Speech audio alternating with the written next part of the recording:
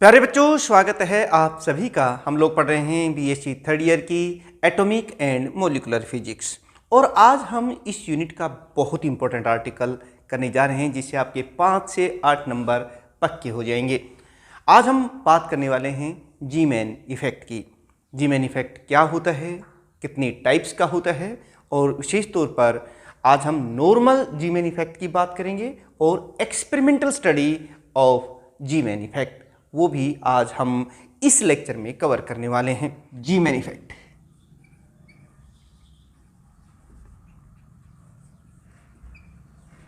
लेकिन प्यारे बच्चों देखिए, साइंटिस्ट का जो मन होता है ना, वो बिल्कुल बच्चों की तरह होता है। वो तरह तरह से डिफरेंट टाइप से एक्टिविटी करते रहते हैं जो उनको पता नहीं होता, क्योंकि रिसर्च वो होती है ना जो पहले से ज्ञात नहीं है, और उसी दौरान वो कुछ नई डिस्कवरी कर लेते हैं, नई खोज कर लेते हैं।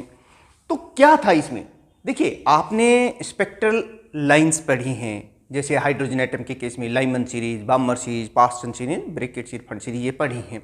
ऐसी ही एक स्पेक्ट्रल सीरीज मान लो उन्होंने ऑब्जर्व की, जैसे लाइमन या बामर सीरीज जो विजुअल रीजन में आती है। अब उस जो स्पेक्ट्रल लाइन है उसके अक्रॉस मैग्नेटिक फील्ड लगा दिया। किसने? हमारे जो साइंटिस्ट हैं पीटर जीमैन, जो कि एक डच फिजिसिस्ट थे, और 1896 के अंदर उन्होंने ये एक्टिविटी की। क्या कि एक स्पेक्ट्रल लाइन ली और उसके अक्रॉस मैग्नेटिक फील्ड लगा दिया, और फिर उसको टेलीस्कोप की सहायता से अलग अलग दिशाओं से उसको ऑब्जर्व किया, कभी फील्ड की दिशा में, कभी फील्ड के परपेंडिकुलर डायरेक्शन में, और उन्होंने पाया कि वो जो स्पेक्ट्रल लाइन है, वो एक जो स्पेक्ट्रल लाइन है वो कई लाइंस में स्प्लिट्स हो रही है, और उन्होंने इस प्रोसेस का नाम दिया जीमैन इफेक्ट। और उसको फिर दो कैटेगरी में बांटा। एक नॉर्मल जीमैन इफेक्ट, अगर एक स्पेक्ट्रल लाइन मैग्नेटिक फील्ड की प्रेजेंस में 3 लाइंस में स्प्लिट हो रही है, 3 कंपोनेंट में वो स्प्लिट हो रही है, तो उसे नॉर्मल जीमैन इफेक्ट का नाम दिया गया। और अगर वो 3 से ज्यादा कंपोनेंट्स में रिजोल्व हो रही है एक्सटर्नल मैग्नेटिक फील्ड की प्रेजेंस में, तो उसे एनोमलस जीमैन इफेक्ट कहा गया। लेकिन आज हम जो बात करेंगे नॉर्मल जीमैन इफेक्ट की बात करेंगे, यानी कि नॉर्मल जीमैन इफेक्ट। प्यारे बच्चों, अगर आप पूरा लेक्चर देख लोगे तो आज एक बार देखने से आपका ये आर्टिकल तैयार हो जाएगा और आगे के आर्टिकल्स भी आपको अच्छी तरीके से समझ में आ जाएंगे। हालांकि इनके जो बेसिक टर्म्स हैं वो उन्हें पिछले लेक्चर में बता दी हैं। तो ये देखिए, नॉर्मल जीमैन इफेक्ट डेफिनेशन मैंने आपको बताई दी कि splitting up spectral line into its 3 component when subjected to the external suitable weak magnetic field is called normal Zeeman effect। यानी कि एक स्पेक्ट्रल लाइन का 3 कंपोनेंट में स्प्लिट हो जाना एक्सटर्नल मैग्नेटिक फील्ड की प्रेजेंस में कहलाता है नॉर्मल जीमैन इफेक्ट। समझ में आ गया होगा ना प्यारे बच्चों कि नॉर्मल जीमैन इफेक्ट होता क्या है। मैं इसको समझाऊंगा भी और फिर उसकी एक्सपेरिमेंटल स्टडी भी करेंगे, आप देखते रहिएगा। चलिए पहले इसकी स्टेटमेंट लिख लेते हैं, यानी कि, और आप मेरे साथ साथ नोट्स बनाते रहें। The splitting of a spectral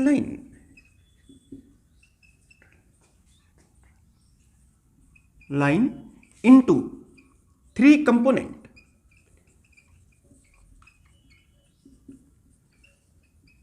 when subjected to weak suitable, weak इतना भी वीक नहीं, सूटेबल जो उसके लिए का भी है, suitable magnetic field is called normal Zeeman effect. आगे प्यारे बच्चों समझ में लिख लिया होगा? रे कुछ भी नहीं है बेटे, एक ही स्पेक्ट्रल लाइन है, हमने मैग्नेटिक फील्ड लगा दिया तो वो 3 लाइनों में टूट गई, 1, 2 और 3। अभी हम उसको शो करेंगे। एक्सपेरिमेंटल स्टडी,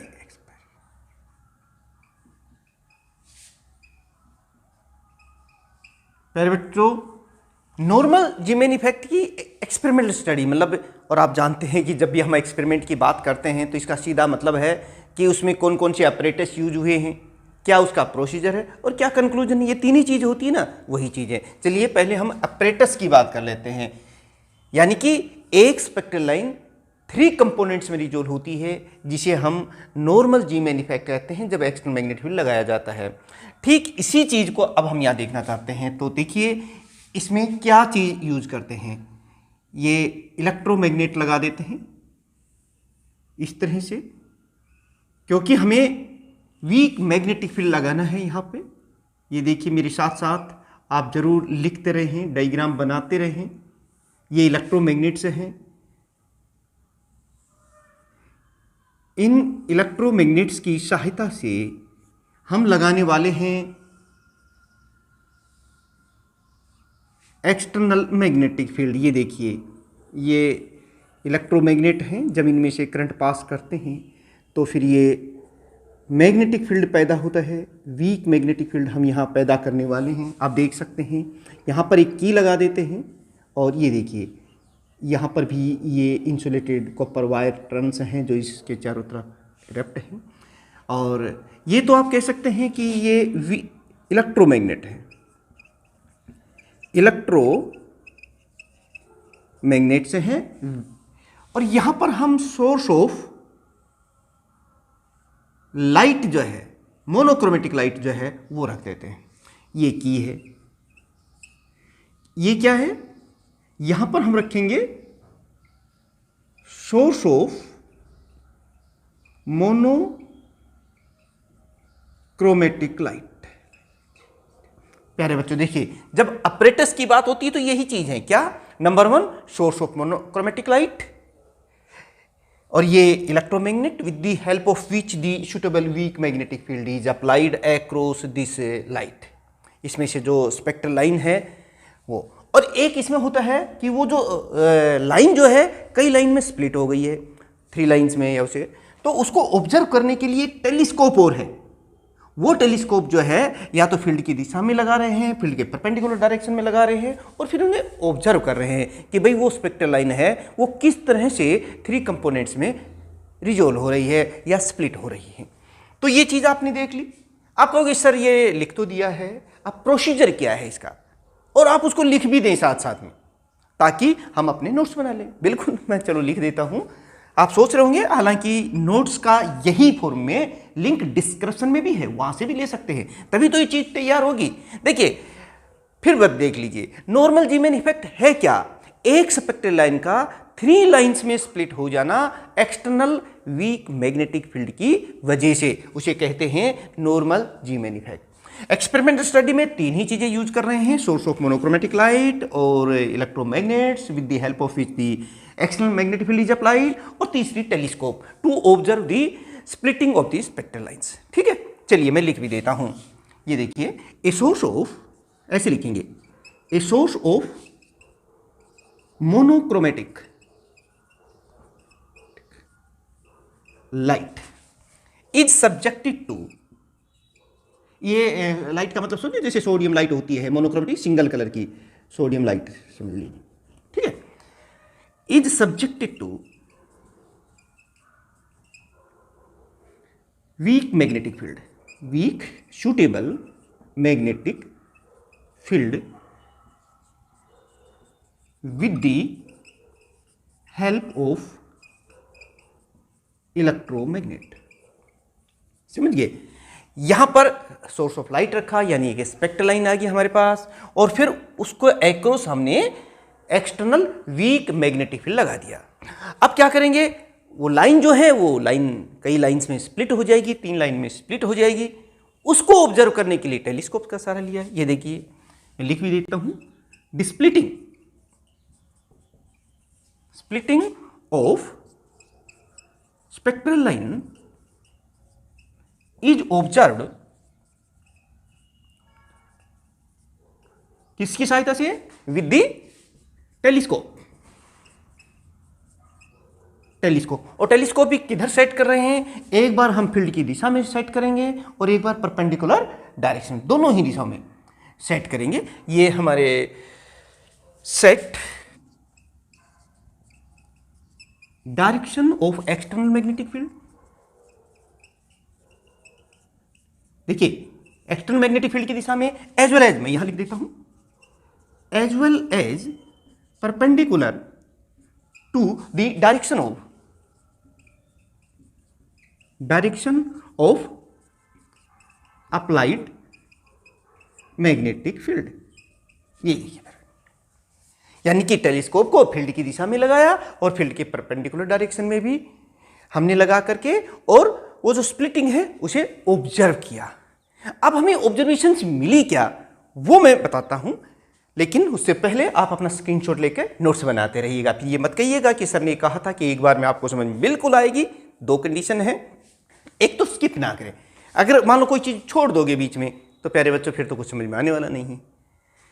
पूरा लेक्चर जब आप एक बार देखेंगे तो ये एक ही बार में आपको ये समझ में आ जाएगी। स्क्रीनशॉट लो, मैं इसको फिर आपको आगे समझाता हूं। चलिए बेटे, हम क्या ऑब्जर्व किया, देखिए ये थी एक spectral line, original spectral line. अभी हमने यहां पर मैग्नेटिक फील्ड नहीं लगाया है, यानी एक्सटर्नल मैग्नेटिक फील्ड यहां कितना अभी 0 है। ये कैसी लाइन है, ये है हमारी ओरिजिनल। जिस स्पेक्ट्रल लाइन को हम ऑब्जर्व कर रहे हैं वो बिना मैग्नेटिक फील्ड लगाए ओरिजिनल स्पेक्ट्रल लाइन ये है हमारी, अभी फील्ड नहीं लगाया है। एक ही लाइन है जो हमें ऑब्जर्व हो रही है। मान लो ये सोडियम लाइट है और उसकी एक स्पेक्ट्रल लाइन। अब हमने क्या किया, एक्सटर्नल मैग्नेटिक फील्ड लगा दिया, और जैसे ही हमने एक्सटर्नल मैग्नेटिक फील्ड लगाया, देखिए प्यारे बच्चों, जब हम एक्सटर्नल मैग्नेटिक फील्ड लगाया तो इसका मतलब एक्सटर्नल मैग्नेटिक फील्ड अब नॉन जीरो हो गया है, सूटेबल वीक मैग्नेटिक फील्ड लगाया है यहाँ पे। तो देखिए ये जो ओरिजिनल लाइन, अब इसको इस तरीके से आप देखिए, हमें 3 लाइनें यहाँ ऑब्जर्व होती हैं। एक तो ओरिजिनल लाइन है, ओरिजिनल फ्रीक्वेंसी है, वो तो दिखती ही है, लेकिन साथ में 2 और कंपोनेंट दिखाई देते हैं जो इस ओरिजिनल लाइन के दोनों तरफ सिमेट्रिकली सिचुएटेड है। ये देखिए ऐसे। ये कब है, जब हम फील्ड के परपेंडिकुलर डायरेक्शन में इसको ऑब्जर्व करें, यानी टेलीस्कोप को इस तरह से परपेंडिकुलर डायरेक्शन में ऐसे लगाया रखा है, परपेंडिकुलर डायरेक्शन में। तो हमें कितने कंपोनेंट नजर आ रहे हैं, 3 नजर आ रहे हैं। ये कब है, देखिए when viewed in perpendicular to B, यानी जो एक्सटर्नल मैग्नेटिक फील्ड है, जैसे हमारा एक्सटर्नल मैग्नेटिक फील्ड मान लो हमने इधर लगाया है ये बी, तो उसके ये परपेंडिकुलर डायरेक्शन में हम इसको ऑब्जर्व कर रहे हैं। तो हमें ये 3 लाइनें दिखाई देती हैं। एक तो ये ओरिजिनल लाइन है म्यू नॉट, जिसे हम कहते हैं पाई कंपोनेंट, ओरिजिनल फ्रीक्वेंसी है, देखते जाना। और 2 इसके बिल्कुल बराबर दूरी पर हैं 2 लाइनें, और इन्हें हम सिग्मा कंपोनेंट कहते हैं, सिग्मा कंपोनेंट। और इनके बीच में जो सिचुएशन है, जो गैप है, वो बराबर है। कितना, जैसे ये है mu naught minus e B upon 4 pi m, एक तो ये हो गया, और इधर कितना हो गया, mu naught plus e B upon 4 pi m. ये देखिए ये हो गया, यानी कि इनके बीच का जो गैप है ये है ई बी अपॉन 4 पाई एम। ये वाला जो आप देख रहे हैं ये है गैप, ई बी अपॉन 4। अब अगर हम इसे parallel to the magnetic field observe करते हैं, यानी टेलीस्कोप को फील्ड के पैरेलल में सेट कर दे, तो ये जो पाई कंपोनेंट है ना, ये डिसअपीयर हो जाता है, ये दिखता नहीं। जैसे मान लो सपोज कीजिए 3 व्यक्ति खड़े हैं, 1 2 3, आप इधर से देखोगे तो ये परपेंडिकुलर डायरेक्शन में तो तीनों ऑब्जर्व हो रहे हैं, लेकिन अगर पैरेलल टू देखते हैं तो उसमें से एक डिसअपीयर हो जाता है, नहीं दिखता है। तो ये जो पाई कंपोनेंट है ये डिसअपीयर हो जाता है जब हम parallel to the magnetic field इसको ऑब्जर्व करते हैं।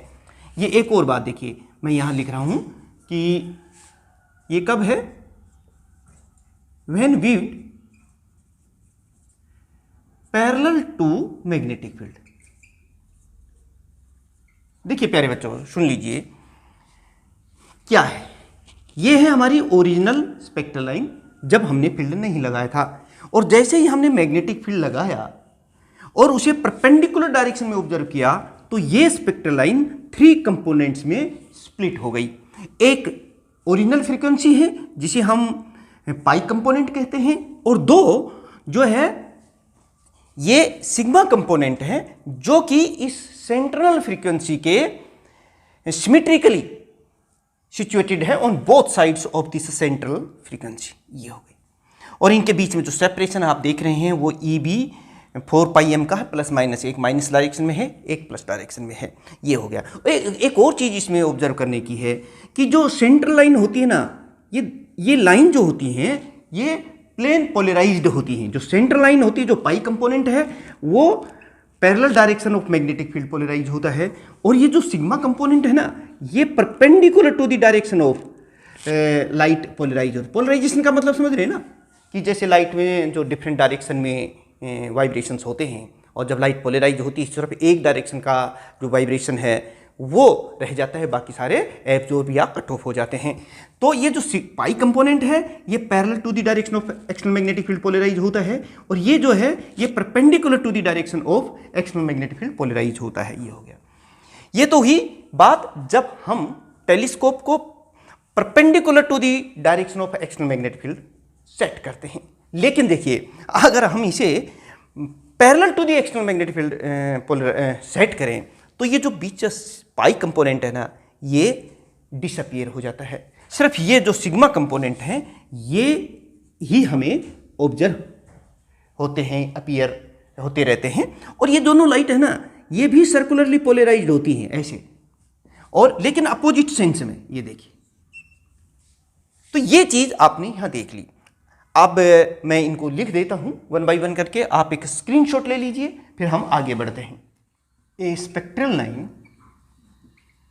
अब देखिए प्यारे बच्चों, मैग्नेटिक फील्ड था जब तो सिंगल लाइन थी, ओरिजिनल लाइन, लेकिन जैसे ही हमने फील्ड लगाया तो ये स्पेक्ट्रल लाइन 3 लाइंस में रिजोल्व हो गई, स्प्लिट हो गई। वो मैं लिख रहा हूं, एक spectral line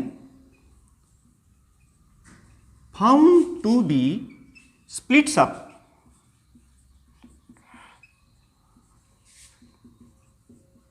into 3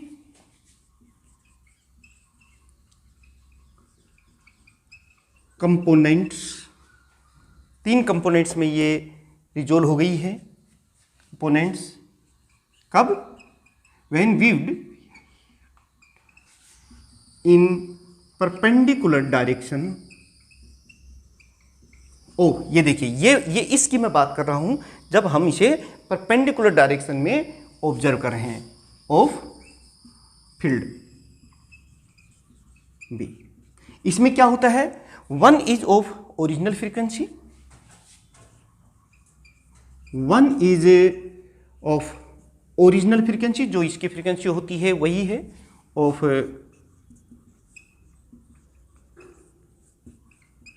frequency mu naught, and it is polarized parallel to the direction of external field. ये भी लिख देता हूं, it is polarized parallel to field direction. ठीक है बच्चे, समझ रहे हो ना बात, कि जो 3 कंपोनेंट होते हैं उसमें से एक कंपोनेंट जो है वो ओरिजिनल फ्रीक्वेंसी कहलाती है, जिसे हम पाई कंपोनेंट कहते हैं, एंड ये parallel to the field direction polarize होता है। यही मैंने लिखा, parallel to field direction. It is called, इसके कहते क्या है, it is called pi component.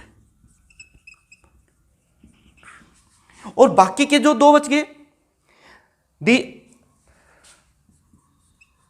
2 जो 2 है ना, अदर्स जो दूसरे और बच गए हैं, मैं उनकी बात कर लेता हूं। Other are symmetrically situated to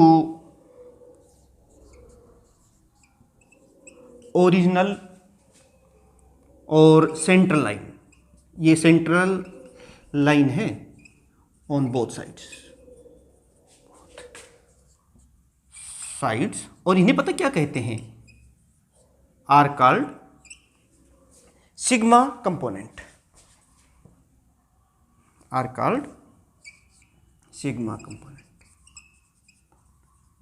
और ये दोनों कंपोनेंट जो है दे आर, यानी कि these are polarized perpendicular to the direction of field. ये इस तरह से पोलराइज होती हैं फील्ड के perpendicular direction. These are polarized perpendicular to the field direction। एक बार प्यारे बच्चों, आप नोट्स बना रहे होंगे, इसलिए एक स्क्रीनशॉट ले लीजिए। मैं आगे और लिख देता हूं जो इनके बारे में। The frequency separation from central frequency या सेंट्रल, देखिए ये जो दो कंपोनेंट है ना, ये बराबर दूरी पर हैं, एक माइनस डायरेक्शन में, एक प्लस डायरेक्शन में। और ये जो गैप आप देख रहे हैं ना, ये वाला, ये है EB upon 4πm is EB upon 4πm। ये देखिए प्लस माइनस कैसे, एक इस सेंटर लाइन से माइनस डायरेक्शन में है, यानी कि mu naught minus EB upon 4πm होगा, और दूसरा आप देख रहे हैं कि mu naught plus EB upon 4πm। ये तो ही जब हम इसे परपेंडिकुलर डायरेक्शन में ऑब्जर्व करते हैं, लेकिन जैसे ही हम फील्ड की डायरेक्शन में इसको ऑब्जर्व करते हैं या अपने टेलीस्कोप को फील्ड की दिशा में लगाते हैं, तो ये वाला जो पाई कंपोनेंट है ना, ये डिसअपियर हो जाता है। सिर्फ ये दो जो सिग्मा कंपोनेंट हैं ये ऑब्जर्व होते हैं, ये भी सर्कुलरली पोलराइज्ड होते हैं अपोजिट डायरेक्शन में, एक क्लॉकवाइज और एक एंटी क्लॉकवाइज। ये भी मैं लिख लेता हूं, यानी कि अब मैं बात कर रहा हूं इसकी, जब in parallel to direction of external magnetic field B, the pi component disappear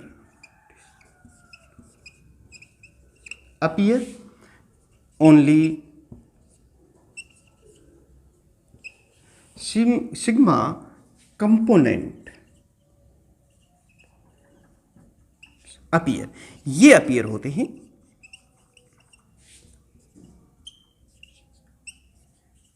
which are, ये भी सर्कुलरली पोलराइज्ड हैं।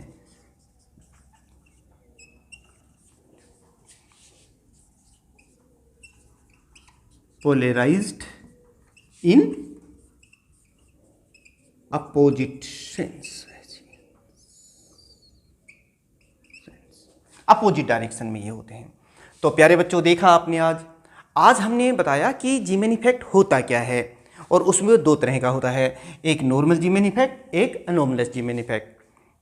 फिर नॉर्मल जीमेन इफेक्ट की एक्सपेरिमेंटल स्टडी हमने ऑब्जर्व की यहाँ पर, कि टेलीस्कोप या जो देखने की पोजीशन उसके आधार पर एक स्पेक्ट्रल लाइन मैग्नेटिक फील्ड की प्रेजेंस में 3 कंपोनेंट्स में स्प्लिट हो जाती है इस तरह से, और कंप्लीट हमने यहाँ स्टडी की। लेकिन ये चीज़ें आज हमने देखा है, ये तो आप कह सकते हैं मोटे तौर पर है, क्लासिकली हम लोग कह सकते हैं। तो नेक्स्ट जो हमारा लेक्चर रहेगा सेकंड पार्ट में हम लोग जानेंगे कि नॉर्मल जीमेन इफेक्ट का क्वांटम मैकेनिकल ट्रीटमेंट, मतलब उसको क्वांटम मैकेनिक्स की सहायता से इन रिजल्ट्स को देखेंगे, सिग्मा कंपोनेंट, पाई कंपोनेंट वगैरह ये सारे हैं, इनकी बात हम करेंगे। तो प्यारे बच्चों, आपको ये लेक्चर्स कैसे लग रहे हैं, आपको समझ में आ रहे हैं? और अगर समझ में आ रहे हैं तो बेटे कमेंट्स ज़रूर करें, और नए हैं तो सब्सक्राइब कर लें अपने इन दोनों चैनल्स को, जिनका लिंक डिस्क्रिप्शन में है, और आगे भी शेयर करें अपने दूसरे दोस्त को, ताकि उनको भी फ़ायदा हो। और आप कमेंट्स के माध्यम से हमें ज़रूर बताएं कि आप कहाँ से बिलोंग करते हैं। कॉन्स्टेंट, रेगुलर, सिंसियर वे से अगर हम लोग काम करेंगे तो हमारा जो लक्ष्य है, टारगेट है 100% स्कोरिंग का, वो हमें ज़रूर मिलेगा। तो प्यारे बच्चों, मिलते हैं नेक्स्ट इसी नॉर्मल जीमेन इफेक्ट की क्वांटम मैकेनिकल ट्रीटमेंट के साथ। बहुत इंपॉर्टेंट लेक्चर रहने वाला है जो एग्जाम में पूछा जाता है। उसके लिए आपने सब्सक्राइब के साथ साथ बेल आइकॉन भी प्रेस कर लीजिए। आप सभी स्टूडेंट्स का बहुत बहुत धन्यवाद।